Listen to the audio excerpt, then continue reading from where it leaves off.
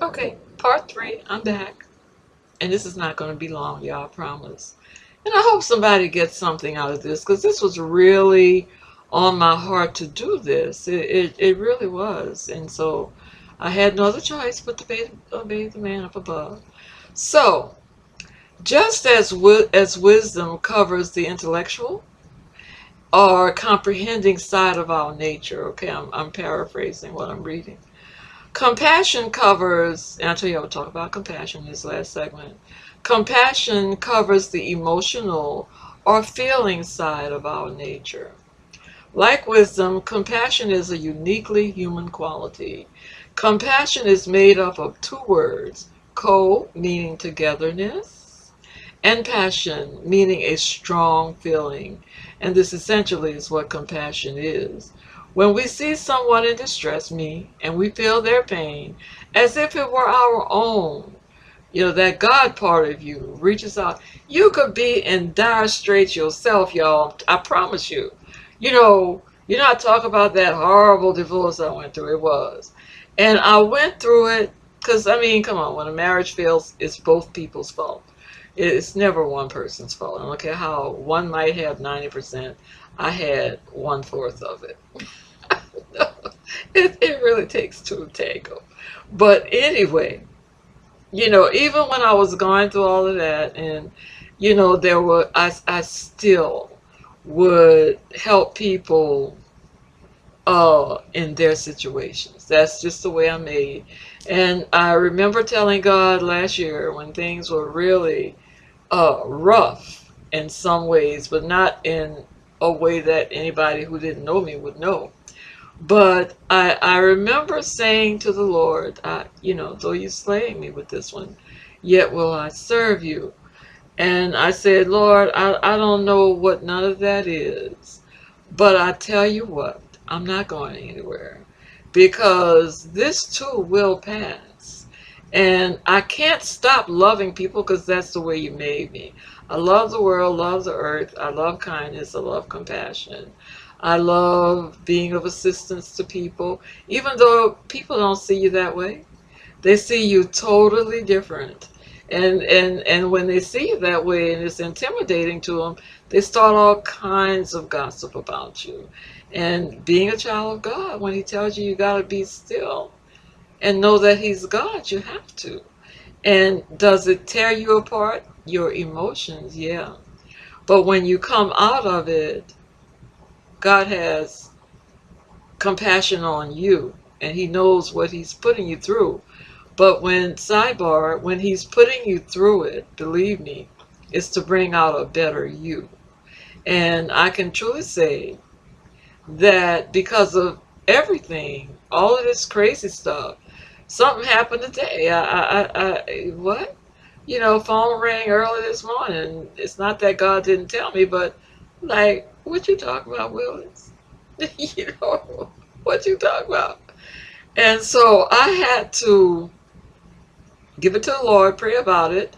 I've been having a great week, and I wasn't letting that old demon, you know, reign on things. And if you notice, old enemies, you could tell when things are going really good, little hint, hint, in your life because they show up. So you know what I've learned to say? Oh, Lord, you know, thank you for the blessing. Thank you for the present, the reward. Thank you. Because they wouldn't be attacking if that wasn't there. And it changes the energy of it right then and there. It changes, well, what the world, it changes that negativity over a really negative situation. But when you give it to God and still have a little compassion on that person, just at a long distance, a long, long, long, long, long distance, pray for them. You be in China and they could be in Mexico, you know, but prayers travel. Say a sincere prayer for them. And that's what I did and had a wonderful day today, you know. So the compassionate part, I'm going to close it in a minute. You feel people, you really do. So all the best in human beings, all what we are taught in religion, all what we should know relationally, but obviously we don't, because look at the world. But I submit to you, when you have a true relationship with God, it doesn't mean you're not going to slip, though, because you're not, face it, you're not going to like everybody, and everybody's not going to like you. But you can, you can respect people. You can respect their differences. You can respect their heart of love. And you can try, when they don't have a heart of love, you can respect why they're so cold. You can try to understand why people are the way they are, whether they're cold-hearted, good-hearted, stone-hearted, or whatever, you know. But one of the best qualities of a godly human being is compassion, because we are our brother's keeper. How many really take that seriously? Quite a few people, quite a few. But unfortunately, it's the ones who jump up and down, make the most noise, that gets all the attention. And like the consciousness people saying is true, whether we agree with it or not, they spread that energy, that vibration everywhere. And so you constantly having to put out fires that other people had started. And the Word of God does that. This morning, by having compassion on that crazy phone call, that this abstruse person who keeps on. I don't get it. But I had to turn around and have compassion on that person, because it's like Christ says, if that person knew better, would they be like that? You know? So no, Lord, help them see themselves, and please keep them away from me. Just go about your business, and let it go. But it doesn't have to stop you from being caring and sharing. One of the joys in life is when you share something and it puts a smile on somebody else's face. One of the joys in life is, and it's not just you and your four and no more. I had a pastor used to say that all the time. It's not me and my four and no more. Although you're going to do for your four and then some more. But the thing about it is, when you see somebody in the store, the grocery store, and they're a short, of their grocery, and obviously they need it because you see children, or they're elderly and on a fixed income and all of that. If God, and when God speaks to your heart, pay it. Because what does that do? That compassion you show to those people or that person, that money you spent to help that person, which is circuitry, you will get it back 10 times. But just don't look for it to come back. Do it out the goodness of your heart. Help people. That's what Christians are supposed to do. We're not supposed to be going around here. I catch a lot of Hades about a lot of things I do. From my name, the titles I have, everything. So I don't tell my titles. I do Dr. Johnson for this, because that's who I am, and it. I hope it adds some credibility to this, or whatever. But I be in the store and they'll say, "Hey, Dr. Johnson." I keep walking. I forget that I'm Dr. Johnson, because it's not about the title, it's about the work. It's about the work. So compassion is a big thing with me. It always has been. And I'm going to tell you why. And it's somewhere in the stuff that I wrote. But I'm going to tell you why. Because I know what it's like to be around unloving, unkind people. I know what it's like for people to slander you and try to ruin you utterly. I know what it's like to be ostracized and criticized and laughed at, because you have a heart of God and you stand there and you take it. But I'm changed a little bit, y'all. I'm not that way since I learned compassion with wisdom. We'll let you get away with a lot. But when God said cut it,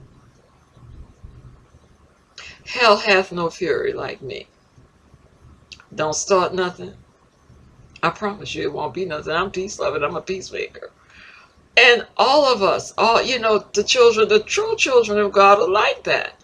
We're built to take the foolishness. We're built to buffer some of that stuff. And I say some because at some point you have to stop taking it because of the simple fact that you're human too. And that's the part I wanted to get to. Have compassion on yourself. And somewhere in this little article that I picked up, um, it says, sharing, quick, caring, readiness to give comfort, simply concerning caring, are all manifestations of compassion. That's what I wanted to get to. You will notice that in a compassionate person, care and loving others has its origins in care and love of yourself. To thine own self be true. So with that, I hope you got it. Be strong. Take it when you have to.